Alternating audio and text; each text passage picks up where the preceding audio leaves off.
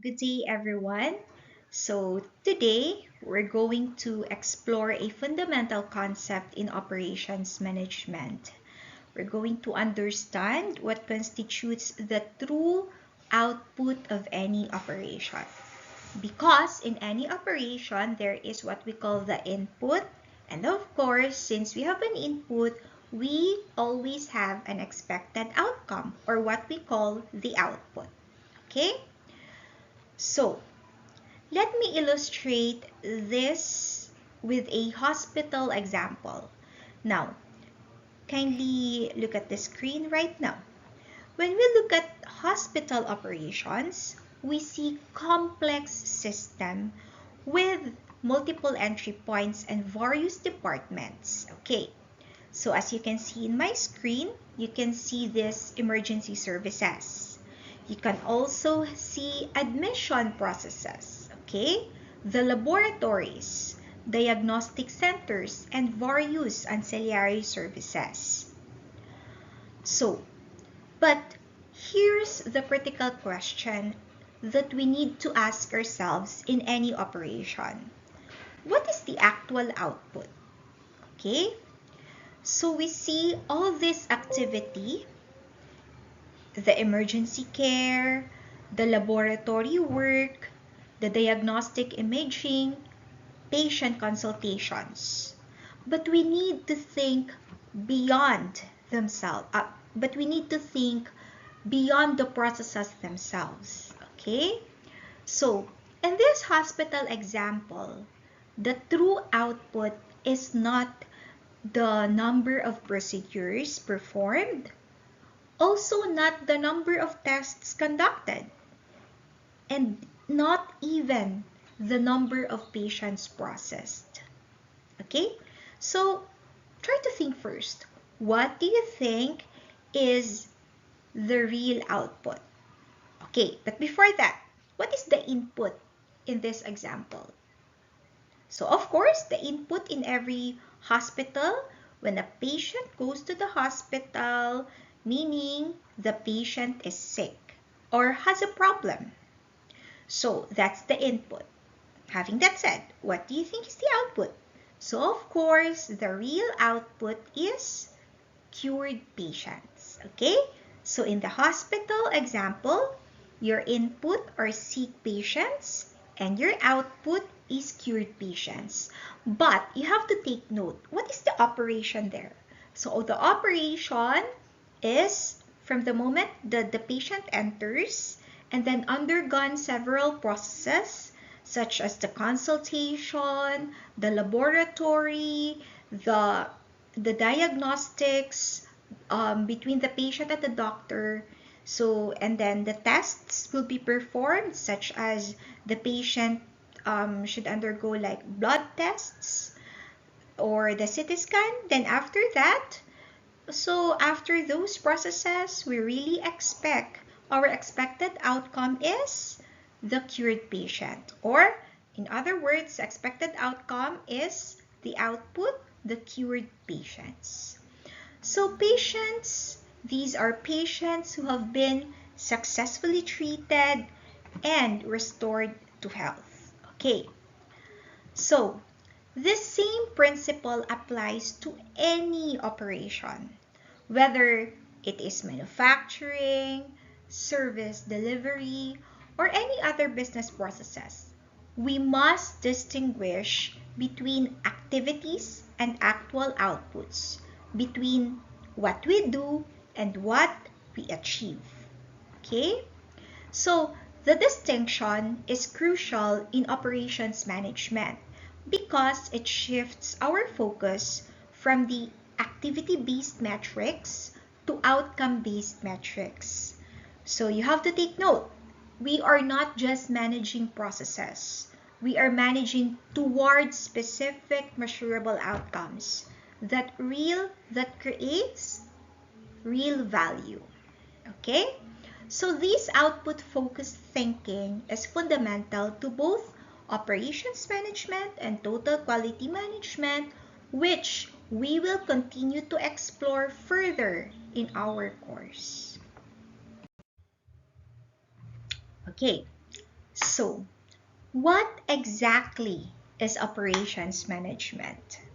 Okay, so please take note that operations management is the systematic design, operation, and improvement of the processes that create and deliver a company's primary products and services. So, in simple terms, it is about managing the transformation process, taking inputs, like for example, what are the inputs? Materials, labor, and information, and converting them into valuable outputs that customer wants. Okay, so please do remember this, class. Operations management focuses on three key areas. So what are these? Number one, efficiency. What is efficiency? Efficiency means doing things right and minimizing waste. Number two, effectiveness. It means doing the right things to meet customer needs. And the last area of operations management is the quality. Okay? So if we are the customers, we always want to have quality. May it be when you're buying coffee in the coffee shop, you can really say, oh, this is a quality coffee. Okay? Or if you buy clothes in any platform, or such as maybe you buy through Facebook or Shopee, Lazada, TikTok, okay? Or any platform. You see, we always want to have or looking forward for a very good quality of clothing. Let's say you buy in Shopee. You really check the reviews. I have to read, is this clothing really of good quality? So you read the reviews of other customers, okay? So in operations management, we always want to ensure quality. How? We have to ensure outputs meet or exceed expectations. Okay, so whether it's a hospital treating patients, a factory producing cars, a restaurant serving meals, or a bank processing loans, every organization has operations that need to be managed effectively. Always remember that operations is the backbone of any business. It ensures that resources are used optimally to create value for customers while maintaining profitability and sustainability. So, I just have to make sure you understand terms. So what are the resources that we're talking about? So resources, these are the things you utilize for you to be able to achieve your desired output. What are your resources? For example, in a company, your resources is your people, your money, okay? So anything that you utilize in order for you to be able to make your company run, or for you to be able to make your company continue its operation, okay? So now, let's dive deeper into the core concepts and principles that guide effective operations management. Okay, so this diagram illustrates the fundamental operations model that applies to every organization. So as you can see on your screen right now, you can see the inputs. We start with inputs, the basic resources needed for any operation. So what are these inputs? Example of inputs are the land, the labor, the capital, and any information. So these are the raw materials of business operations. Now, look at the middle box. These inputs then flow into the transformation or the conversion process. This is where the actual work happens. This is where we add value by converting the raw inputs into something more valuable. Okay? Now, the result is the outputs. So what are the outputs? These are the goods and services that your customer is actually willing to pay for. Okay? Now, kindly notice at the bottom part, you see there is a feedback loop. Okay? These feedback loops can be seen throughout the system. Okay? So there it shows that there is a control function that monitors the entire process and provides feedback in order to ensure everything is working efficiently and effectively. Okay, so the critical concept here in the diagram is actually adding value to every input. Okay, so the critical concept is the value added. It is the transformation process that must add value which means the outputs are worth more than the inputs. Okay, because you're adding value to the inputs. So meaning the outputs is worth more than the inputs. So this is how organizations create profit and justify their existence.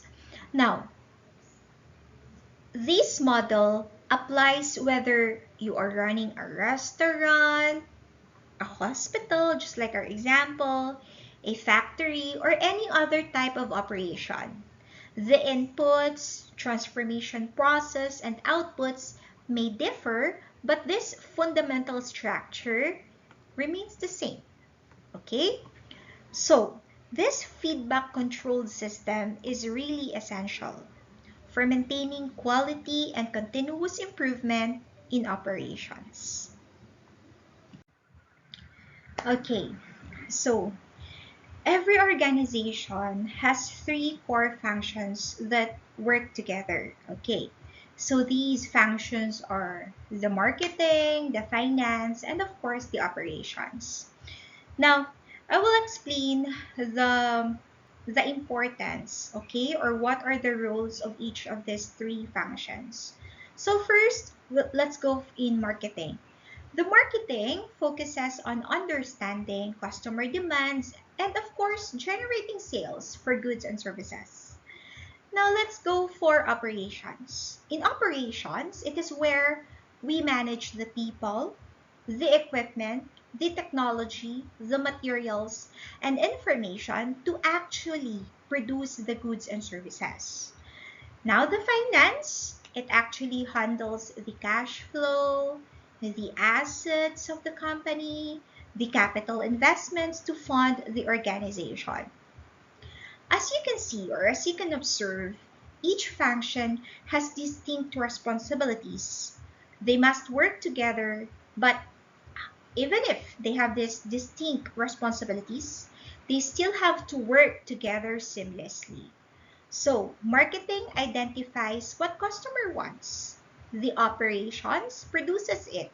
And of course, the finance ensures that the resources are available to make it all happen profitably. So, as you can see, operations management sits at the heart of this. Operations management is the key to transforming inputs into the outputs that marketing sells and finance funds. Okay? Okay, class. So, let us study the table shown here.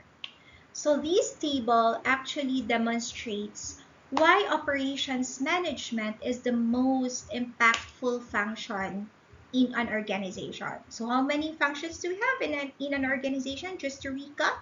So we have the marketing, the operations, and the finance. Okay? So let's compare three strategies for increasing contribution. Okay, so the first strategy, let's try for the marketing. Let's try increasing sales by 50%. Okay, it is shown in the table. Now, we increase the sales by 50%, it only improves contribution by 71%. Okay, where in reality, marketing, this is difficult and may even be impossible to achieve. Okay? Now, let's go to finance option.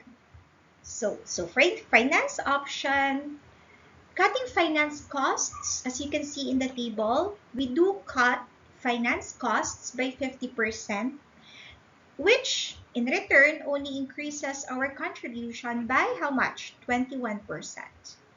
So even dramatic cost reductions have limited impact, okay? Because you see, we cut the finance cost by 50%. It's hard to do that. But even we do this dramatic cost reductions, you see, the contribution is only 21%. Okay? Now, let's go to operations management option. We reduce production cost by 20%. Okay? Only 20%. However, reducing your production costs by 20% actually increases contribution by 114%. Okay, so more than double your profitability. Okay, so what's the insight? Notice that operations management delivers the highest return with the most realistic target. A 20% reduction in production costs is much more achievable than a 50% increase in sales. Okay, so this is why operations management is crucial. Okay, class, you have to always remember that small improvements in operational efficiency actually create massive impacts on the bottom line. Okay, so you see, while marketing and finance are important, of course they are important, but operations management often provides the greatest leverage for improving your organizational performance. Okay, so operations, it is where the real value creation happens. It is making the heart of the business success. Okay, let's proceed. So operations management involves 10 critical strategic decisions that actually determine the success of an organization. So these decisions fall into key areas. So let's say, for example, the product or service design. So this will help us what to offer customers and how to ensure quality meets expectations. Okay? The process and location. It tells us how we produce goods and services, where we locate facilities, and how we arrange our operations. Resource management. It is about managing our people, suppliers, inventory, and scheduling to optimize efficiency. Also, maintenance. It is keeping our systems running reliably. So these, as you observe, all of these areas, these aren't isolated decisions, okay? They're actually interconnected. For example, your product design affects your process strategy, which impacts your location and layout decisions, which influences your supply chain and inventory needs. So they are really interconnected. So operation managers must make these decisions strategically because they directly impact the cost, the quality, the delivery speed, and of course, the customer satisfaction. So get this right and you have a competitive advantage. If you get them wrong, and even the best marketing and finance cannot save you. Okay? So now let's explore how these decisions work together to create operational excellence. Okay, Okay, so now let us try. Let us try to guess what is the strategic decision being described by the following points. Okay? So first, how can we design products or services that best meet customer needs while aligning with our operational capabilities and strategic goals? Okay, so what do you think is it?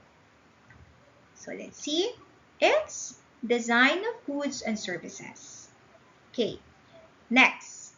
What systems and processes should we implement to consistently meet or exceed customer expectations and industry standards? Okay, it is the strategic decision being shown here is managing quality. How can we design our production or service delivery process to maximize efficiency and effectiveness? The strategic decision shown is what? It is process strategy. Next, where should we locate our facilities to optimize access to resources, markets, and talent? Okay, I'll give you time. Guess first, what is the strategic decision being shown? Okay, let's see. That is location strategy. And this one, how should we arrange our physical resources to have smooth flow of materials, information, and people? What do you think? This is layout strategies. Okay, so let's proceed. Okay, next. How can we best manage our most valuable assets? Okay, this is human resources. How can we optimize our external partnerships? This is supply chain management. What's the ideal balance between availability and costs? This is inventory management. How should we prioritize and sequence our activities? This is scheduling. And the last one, what's the best approach to preserve longevity of our resources? Okay, have a guess first. Okay, this is maintenance. Okay, class. So let's go to productivity. Now, what is productivity? Okay, so productivity is simply defined as output divided by the input. So this fundamental ratio, the output divided by input, measures how efficiently we use our resources to create value. So in simple terms, productivity tells us how much we get out compared to what we put in. The higher the ratio, the more productive we are. Okay, so let's say for example, if a factory produces 100 units using 10 hours of labor, the productivity is 10 units per hour. If they improve to produce 120 units in the same 10 hours, then productivity increases to 12 units per hour. So actually this ratio applies everywhere. A hospital measuring patients treated per doctor, a restaurant measuring meals served per employee, or a call center measuring calls handled per agent. Okay? So productivity is actually the ultimate measure of operational efficiency. When we increase our productivity, we are either getting more output from the same inputs that we have or the same output from fewer inputs. Both improve profitability. So this is why operations management focuses heavily on productivity improvement. It is the clearest way to measure and improve organizational performance.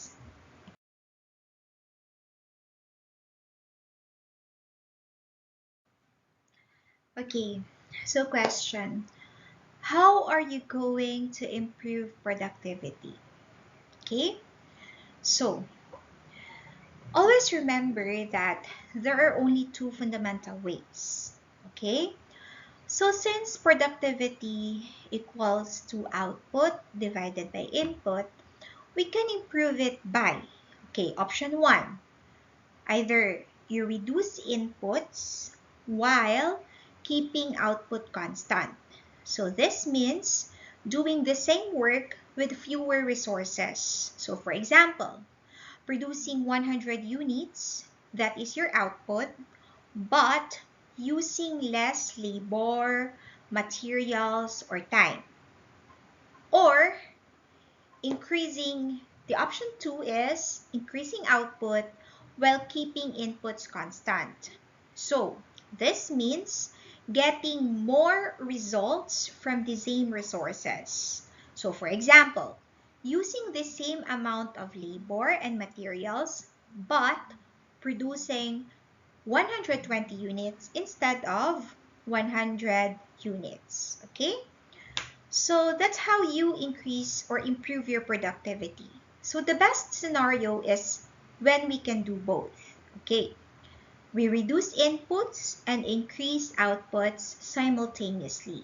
So this creates dramatic productivity gains. So in practice, this might mean implementing better technology, improving worker training, streamlining the processes, eliminating waste, or redesigning your workflows. Okay? So always remember that every productivity improvement directly impacts profitability. Okay? So small gains in productivity can actually lead to significant competitive advantages and cost savings. Okay, so that's it. Okay, so how to measure productivity? Now, before we proceed and begin the computations, please prepare your paper, pencil, and calculator to work through the examples alongside me. Okay? So I will be presenting several problems for you to solve independently. So be ready to write them down and work through the solutions on your own. Okay? So let's proceed. Okay, so I'll give you time. Kindly get your paper, pencil, and a calculator.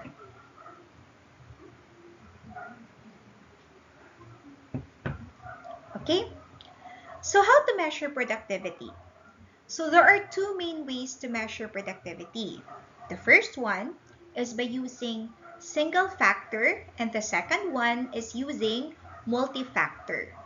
Okay, so single factor productivity, this actually uses just one resource input in order to measure productivity.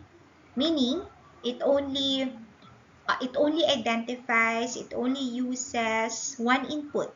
Okay, so for example, units produced per labor hour, revenue per employee, parts manufactured per machine hour.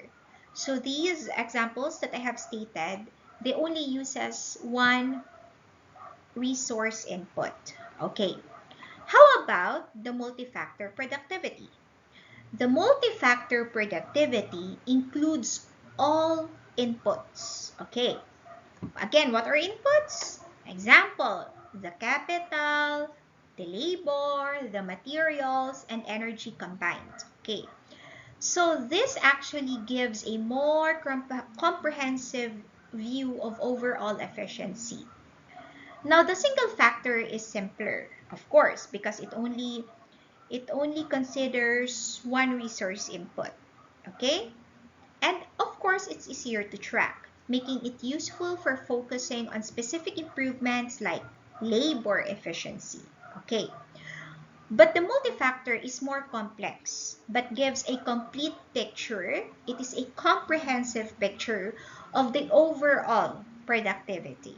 So, say for example, a factory might measure labor productivity. So that is single factor because it only measures labor productivity to see if worker training is effective. while also tracking multi-factor productivity to understand the overall operational performance. Okay? So, most organizations use both single factor for daily management and specific improvements. The multi-factor is for strategic decision making and benchmarking. So the key here is choosing the right measurement for your specific improvement goals. Okay, class, kindly prepare your ball pen, pencil, and calculator. Okay? So here are the specific formulas for measuring productivity. As you can see, in the first formula, it is the single factor productivity. So the single factor productivity is equal to units produced divided by the input used. Okay? So this is very straightforward. Let's say, for example, if a durian processing plant in Davao produces 200 kilos of durian candy using, say, 40 hours of labor, okay, I want you to compute. Kindly try to compute their labor productivity. Okay? So I repeat. If a durian processing plant in Davao produces 200 kilos of durian candy using 40 hours of labor, so their labor productivity is what? Okay, try to compute first. First, you identify what is the output. The output is 200 kilos of durian candy. And the input is 40 hours of labor. So you just divide it. 200 divided by 40 is equal to 5 kilos per hour. Okay. So let's go to the second formula. So the second formula here is multi-factor productivity. So the multi-factor productivity is equal to output divided by the sum of all the inputs. What are an example of inputs? Just like in the single factor, what did we use? We used the labor. Okay. What else aside from labor? We also have materials, energy, capital, or any miscellaneous costs combined. So, please take note that when solving multi-factor productivity, we must use a common unit of measurement because as you can see, we're using several resources of input. Okay? So, we have to convert all of this in a common unit. Okay, so instead of mixing hours, kilos, and kilowatt hours, we convert everything to pesos. Okay, so let's have an example. So this one. So this example, for example, if a banana export company in Davao has a total output value of 10 pesos, 10 million pesos, and total input costs of 8 million pesos. Okay? But this 8 million pesos is the sum of different resources. So this is the sum of the labor, the bananas, the packaging, the transportation, and the equipment. So then, multi-factor productivity is what? Okay, so just compute. Your output is 10 million. Your total input is 8 million. So just divide it. So 10 divided by 8. So then you have 1.25. So meaning they get 1.25 pesos of output for every 1 peso of input. So this standardization allows us to compare different types of inputs and track overall efficiency improvements across entire operation. Okay? So again, I repeat. Okay. In my example in multi-factor productivity, what we did, we convert all the inputs. What are the inputs? The labor, the banana, the packaging, the transportation, and equipment into peso, which actually summed up to 8 million. So that's easier to solve now, okay? So the bottom line here is you should have a common unit. Okay, so that's it. So let's proceed. Okay, so again, prepare your yellow paper, pencil, and a calculator. Let us try this example. Okay, so first, let me read the problem for you, or kindly read with me, okay, for you to be able to understand better. So Collins Title Insurance wants to evaluate its labor and multi-factor productivity with a new computerized title search system. The company has a staff of 4, each working 8 hours per day, for a payroll cost of $640 per day and overhead expenses of $400 per day. Collins processes and closes on 8 titles each day. The new computerized title search system will allow the processing of 14 titles per day. Although the staff, their work hours and pay are the same, the overhead expenses are now $800 per day. Okay? So now, let us solve this step by step. So, step 1. We have to understand the situation. Okay? So, the situation is Collins wants to compare their old manual system with the new computerized system to see if productivity improves. Okay? So now that we understand the situation, let us be clear about what the problem is asking to solve. So we need to calculate and compare productivity for both systems using two different methods. Okay? So the first method is, as you can see on your screen, that is single productivity. So this is labor-based. We will calculate how many tiles each worker processes per day for letter A, new system, with the computerized title search system, and letter B, the old system, with the manual system. Okay? And the second one, the multi-factor productivity, so it is not just labor. The output is not only labor. Unlike with the single factor, single productivity, we only factor in or we only consider the labor. But here in the multi-factor productivity, all costs will be included, meaning all the inputs. Okay, so we will calculate titles processed per dollar of total costs for letter A, new system, including the labor plus the new overhead costs. And letter B, of course, the old system, including the labor plus old overhead costs. Okay? So, you might be asking, why do we need both calculations? Okay? So, number 1, we need single productivity because it will show us if workers are more efficient. And number 2, we need multi-factor productivity because it will show us if the investment in new technology is worth the extra overhead costs. Okay? So the goal here is to determine, does the new computerized system actually improve overall productivity when we consider all costs and not just labor efficiency. Okay? So let's now solve each one systematically using our productivity formulas.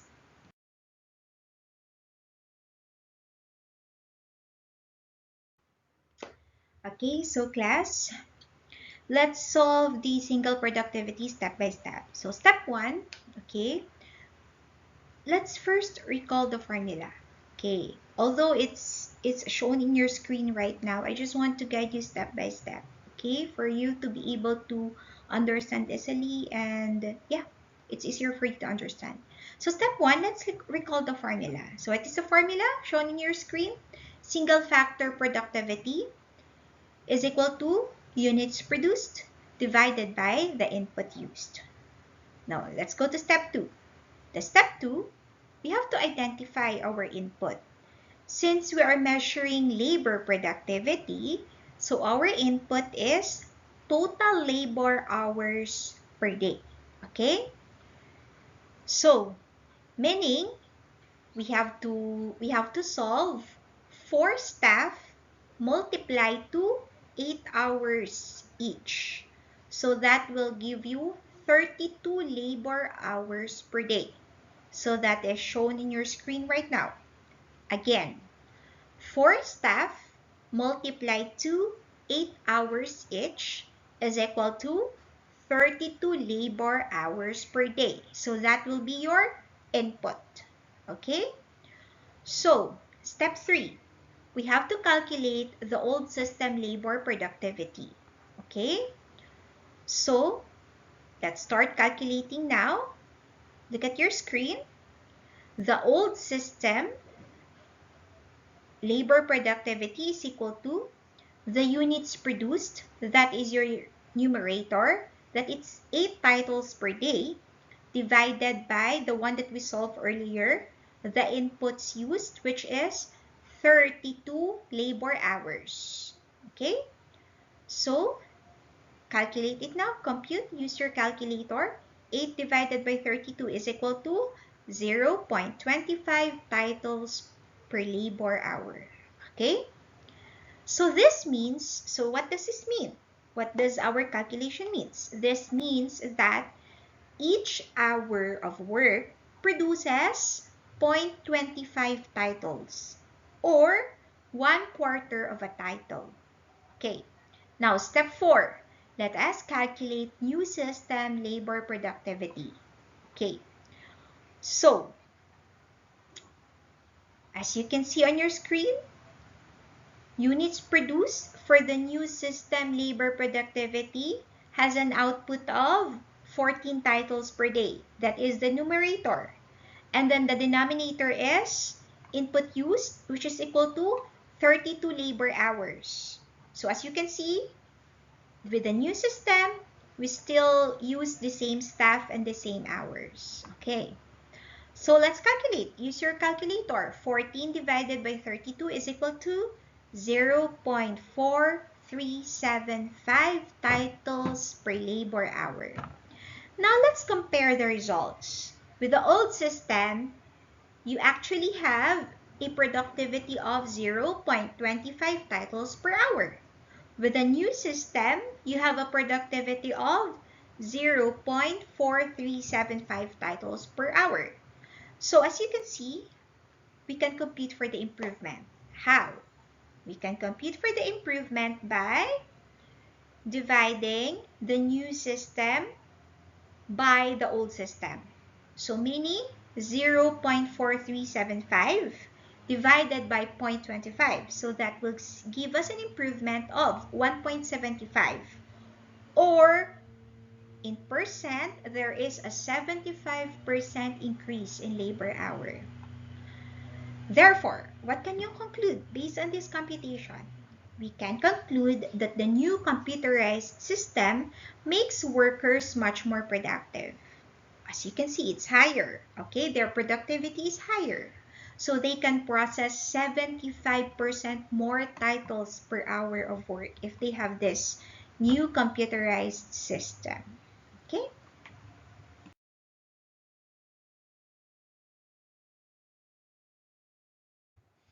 Okay, so now let's solve the multi-factor productivity step by step. Okay, so what are we going to do? First, I want you to recall the formula. What is the formula for multi-factor productivity? So it is equal to output divided by the input. All the inputs. So what are the inputs? The labor, the material, the energy, the capital, or other costs. Okay?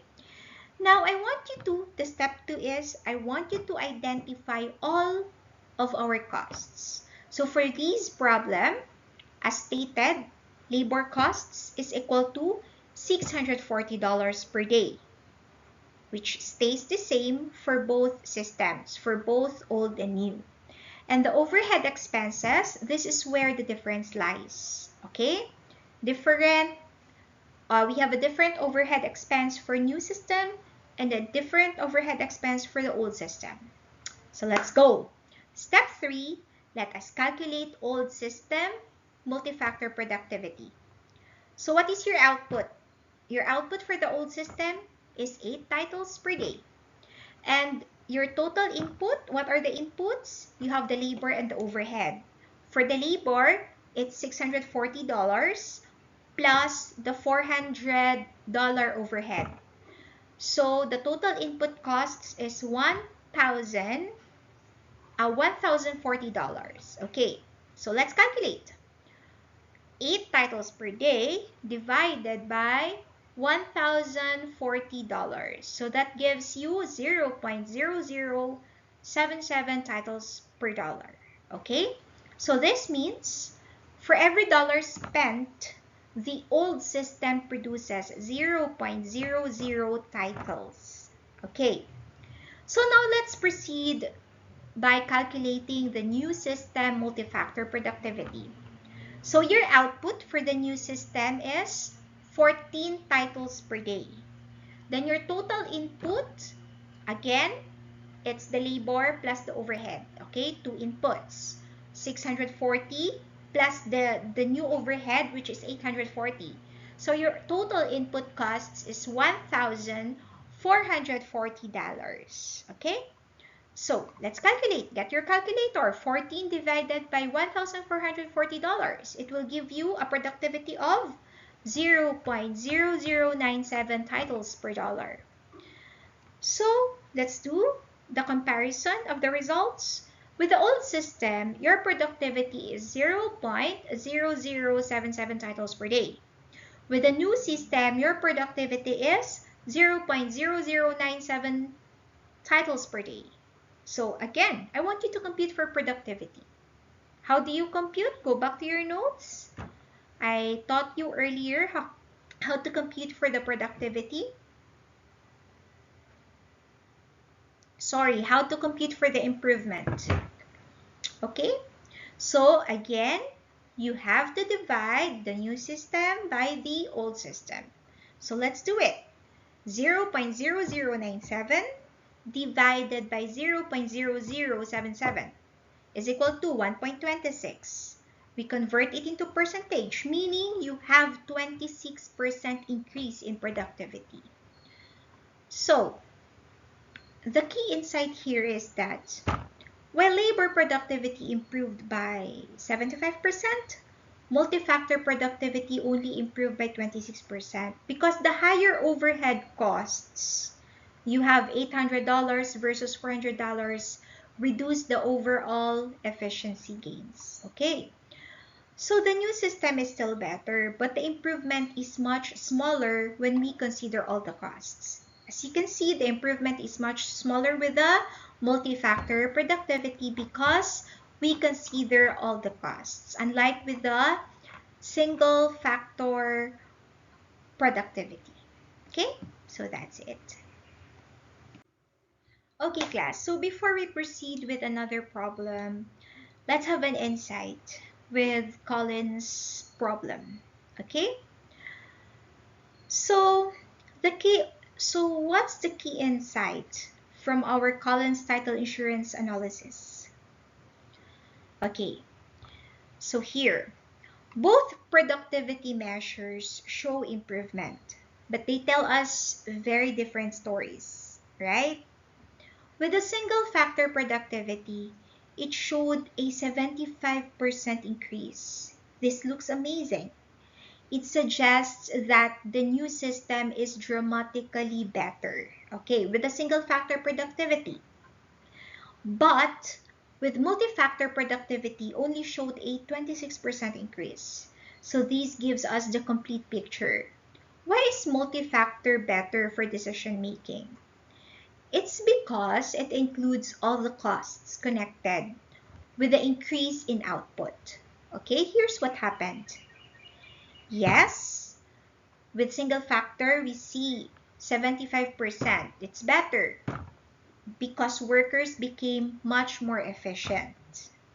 But the overhead costs doubled from $400 to $800 per day. Now, when you account for all costs, the improvement is much smaller. So the management lesson here will be, don't just look at labor efficiency, okay? If you're the owner of Collins, don't just look at labor efficiency. A technology investment might make workers more productive, but if it significantly increases other costs, the overall benefit might be much smaller than expected. Okay? So for Collins, the new system is still worth it. 26% improvement is good. That's good. But managers now have realistic expectations about the return on their technology investment. This is why multi-factor productivity is crucial for strategic decision making. It shows the true economic impact of operational changes. Okay, so here's another problem. Problem is, I will read it for you guys. Chuck Socks makes wooden boxes in which to ship motorcycles. So Chuck and his 3 employees invest a total of 40 hours per day making the 120 boxes. So the problem asks us to find, letter A, what is their productivity? Letter B, Chuck and his employees have discussed redesigning the process to improve efficiency. So if they can increase the rate to 125 per day, what will be their new productivity?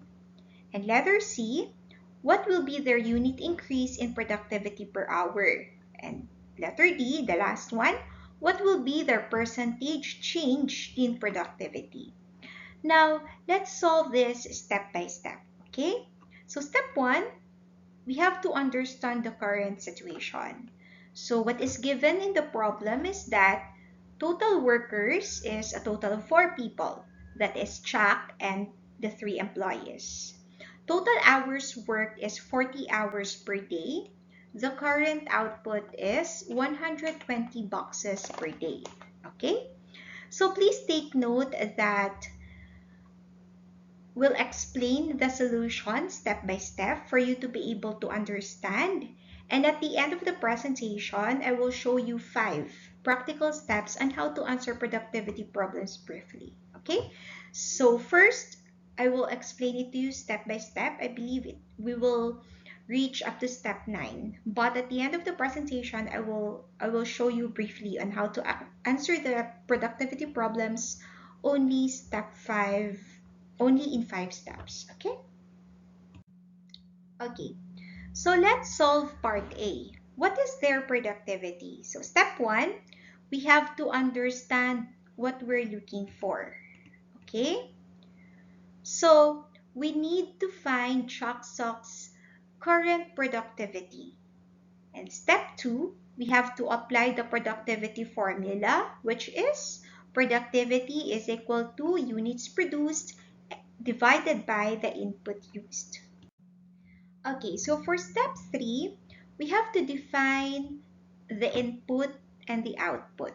Okay, so let's define. Input is equal to the labor capital and management that have been infused into a manufacturing structure. And the output is equal to the outcome or the result of production process. So in Chuck's case, input is equal to 40 hours of labor per day. So Chuck, the labor is Chuck plus 3 employees working.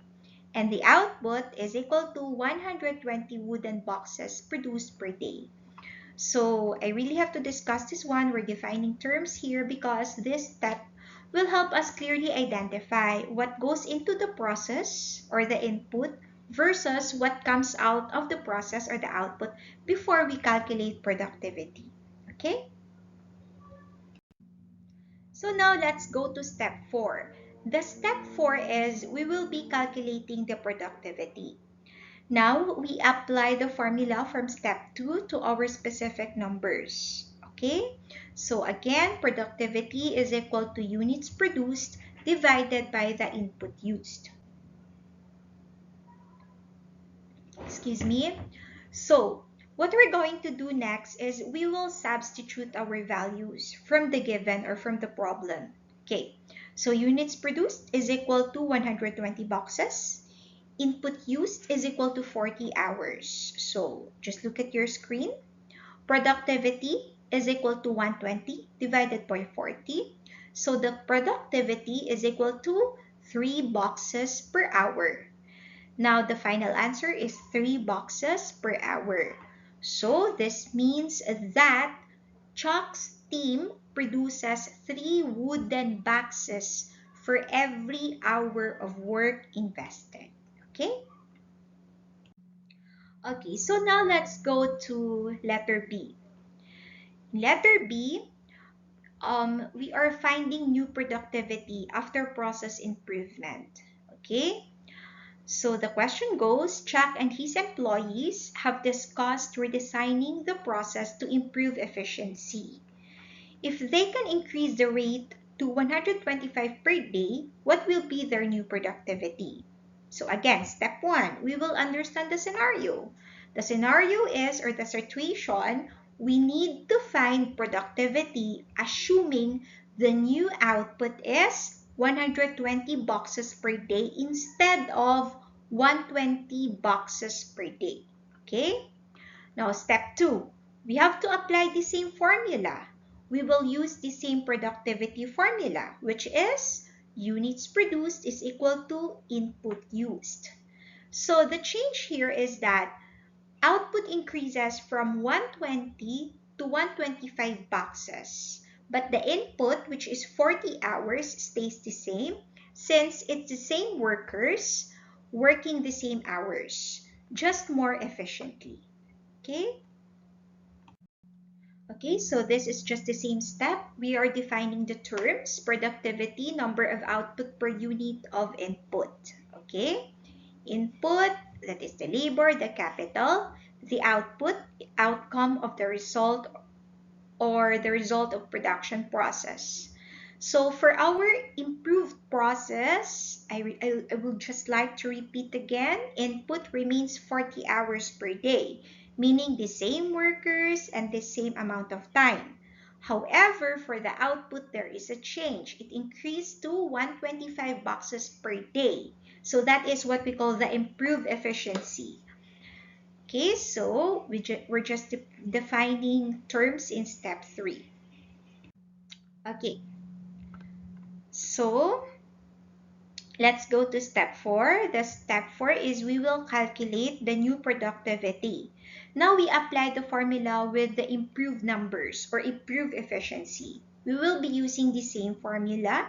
You only have to substitute the new values. So the new values, units produced is 125 boxes. But the input 40 hours is just the same, okay? So productivity is equal to 125 divided by 40. So that gives us a final answer of 3.125. So the productivity of chalk is 3.125 boxes per labor hour. So what does it mean? This means that after the process improvement or improvement in efficiency, they can now produce 3.125 boxes for every hour of work compared to the original, which is only 3 boxes per hour. Okay, so let's proceed to question letter C. Finding unit increase in productivity. So the question goes, what will be their unit increase in productivity per hour? So again, I will repeat step 1 in answering every question. So first, we need to understand what do we need. Okay, so in this case, we are tasked to measure the productivity of Chuck's company by determining the change of productivity. So this means we need to find the difference between the new productivity, which is 3.125 boxes per hour, versus the original productivity, which is only 3 boxes per hour.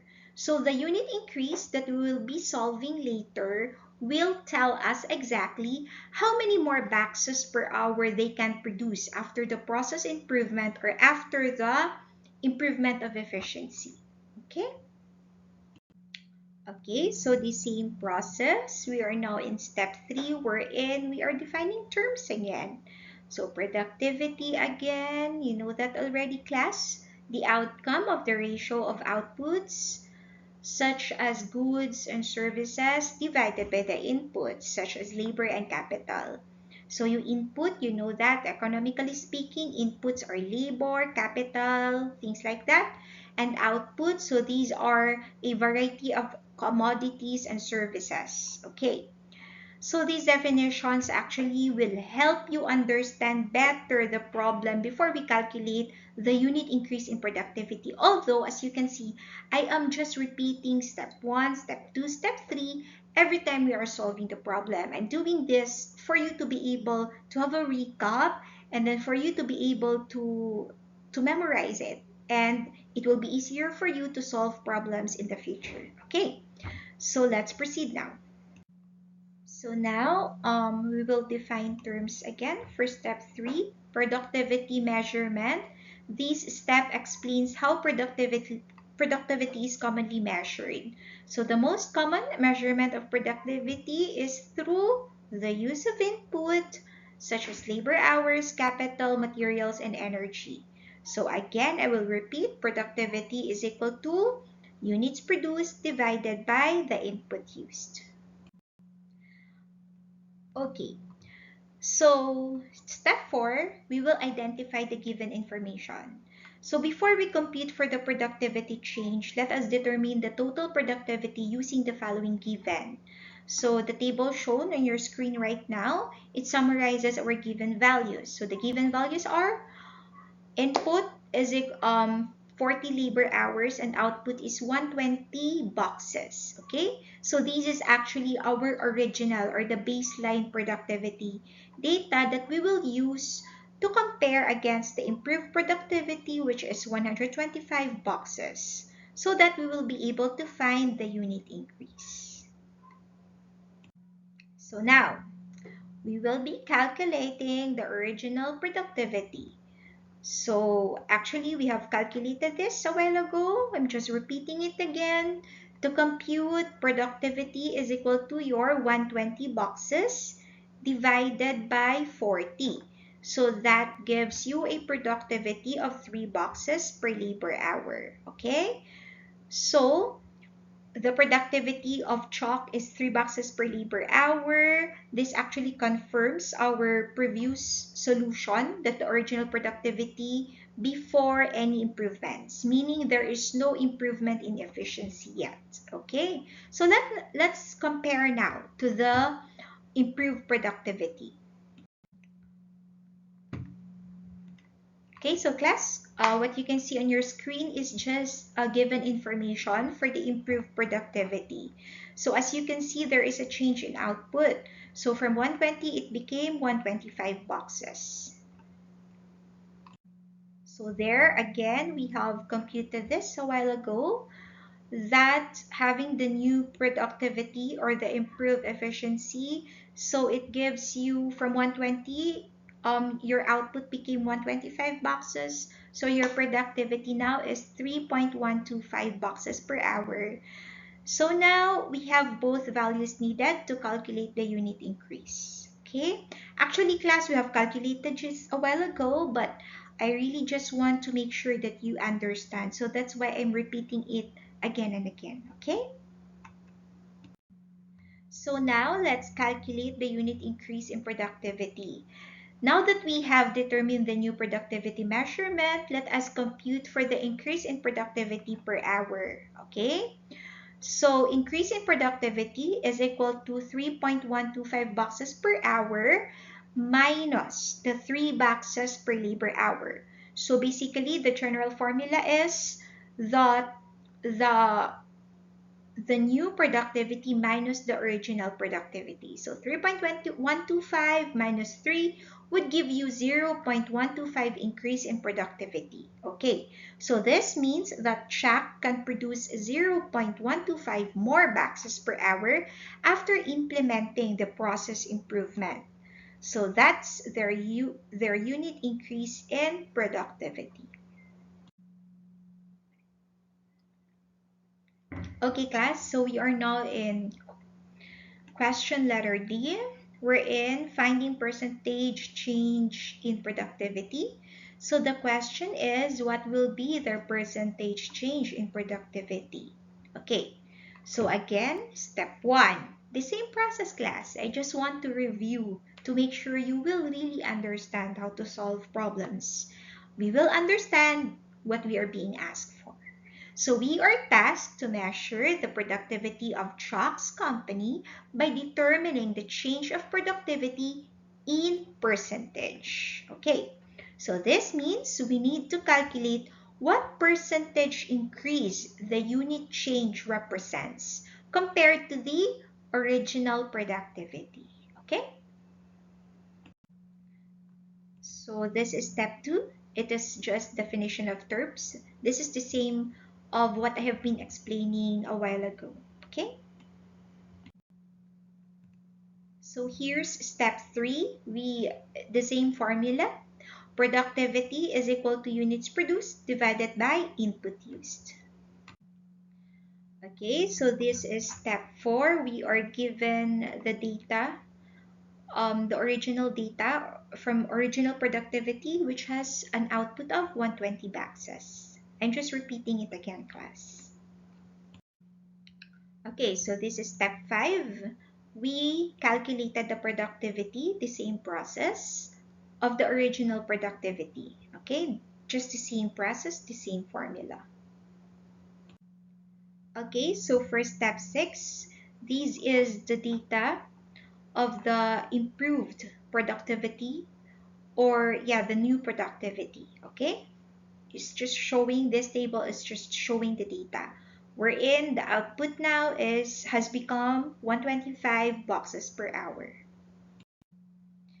So here, just the same with a while ago, what we did, we have calculated the productivity of the new productivity of having an output of 125 boxes. Okay. Okay, so step 8, we calculate unit increase in productivity, just like what we did in letter C.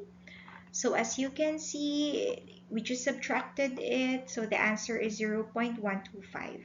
Okay, just the same with letter C. I'm just repeating it, class. So this gives us the absolute increase. Now what we're going to do actually is we only need to convert our answer from letter C into percentage, okay? Based on the original productivity. Okay, so now here we go.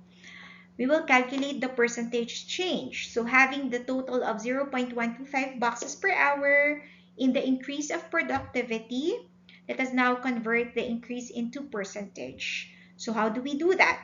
Percentage of increase is equal to increase in productivity divided by the initial number of output per day multiplied to 100.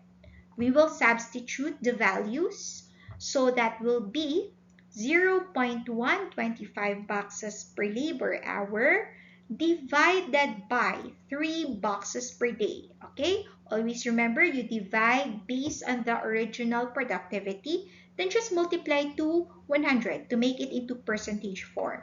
So 0.0417 multiplied to 100, then that gives us the final answer, which is 4.17%. Okay, so what does it mean? This means that Chuck improved their productivity by 4.17% after implementing the process redesign. So that's it. So as you can see, in every question, I have been repeating the process, the steps again and again, because I really wanted to make sure that you understand or you will know how to solve the problem. Okay? So that's it. Okay, So what is the key insight from Chalk productivity analysis? So the key takeaways there really is small improvements can make a significant difference. Always remember that, especially when you will do your company visits, when you do your company observation or your company study. Okay? Just think of it, by redesigning their process to produce just 5 more boxes per day. So the original productivity is 120, it became 125. Chalk achieved a 4.17% productivity increase. So as you can see, process improvement is measurable. We can quantify exactly how much better we're performing. So in this case, 0.125 more boxes per hour or 4.17% product improvement. Okay. So always remember, class, that efficiency gains don't require major investments, okay? So sometimes simple process redesign can actually yield meaningful productivity improvements without adding more workers or hours. Okay, so this is what I told you a while ago, that what I presented, as you can see, the manner of my presentation, every question, I repeat again the formula, I repeat again the definition of terms, I repeat again the solution that has been solved already from the previous question. But here, actually, you can solve every productivity problems in just 5 simple steps. Okay, just go over with it, class. So there you go. Here, you just have to go over. This is 5 questions. Okay. So as you can see, the 5-step method is much easier than the detailed academic approach that I presented earlier. Okay, it's very detailed because I really wanted you to recap, to remember each process, because when you get used to it, it will be easy for you to solve problems in the future. Okay, so but you will still arrive with the same answer. Okay, so I just want to reiterate this one, class, that you will be able to apply the theories that we have discussed by the time you will have your company visits or your company observations. So let's go back to the problem with Chalk analysis, okay? Chalk's company analysis. So what does 0.125 boxes per hour mean in real world? Okay, so let's go. The 0.125 boxes per hour, class, if we convert it, it is actually equal to 1/8 of a box per hour. So this very small improvement will have a very huge impact for the company, positive impact. So as you can see, let's break this down practically. So just look at your screen. Over different time periods. So per hour, you already have 1/8 of a box. Okay. So per 8-hour workday, you already have 1 extra box for that improved in efficiency. So after 5 days, meaning you have 5 extra boxes per week. So after 20 working days, you already have 20 extra boxes per month. So in a year, you already have 250 extra boxes per year. So real world impact, Chalk small 0.125 improvement means they can now produce 250 more motorcycle shipping boxes per year without adding any workers or working extra hours. Okay, so just improve or redesign the process and you will have a great positive impact to the operation of your company. So that's how it means in real world scenario. Okay, I want to add in business value. Let's say, for example, if each box sells for 500 pesos, that is 125,000 pesos extra revenue per year. So same labor cost, more output is equal to higher profit margins, better customer service, meaning you will have faster delivery and more capacity. So the key insight here, again, I repeat, small productivity improvements, even fractions, compound over time into significant business benefits. So that tiny 0.125 boxes or 1/8 boxes per hour becomes substantial annual goals. Okay? So class, this is why operations managers track productivity to several decimal places. Because always remember this, small improvements create big results. So that's how amazing it goes. Okay class, so as we conclude our discussion on Chapter 1, Operations Management and Productivity, I want to emphasize key areas to review. Okay, the first one, the theoretical foundations. Please take time, class, to revisit the fundamental concepts we covered, particularly the definition and scope of operations management, the 3 core organizational functions, and the 10 strategic OM decisions. So please ensure you understand how operations transforms inputs into valuable outputs through systematic process. Okay, so next, for productivity concepts, kindly review both a single factor and multi-factor productivity measurements. And remember that productivity is simply the ratio of output to input, but the application varies depending on what we are measuring. Also, pay special attention to when each type of measurement is more appropriate. Okay? And what insights each provides to every managers. Okay, class? So for computational skills, kindly practice the step-by-step problem-solving approach we demonstrated with the Collins Title Insurance as well as with chalk examples. Okay? So please focus on identifying given information, applying the correct formulas, and interpreting results meaningfully. Because it's very important, class, that we have to interpret the results. Okay? So please do not just memorize formulas. You really have to understand what the numbers tell us about operational performance. And for the real world application, this is very important because you're going to conduct your company study, company visits, or observation. So you have to consider how these concepts apply to businesses you're working with. Okay. So think about how local companies or think about how your company might measure and improve their productivity using the principles we have discussed. So please, again, I strongly recommend that you work through the sample problems again without looking at the solutions first, okay? So see you, class, and have a great day. Thank you very much.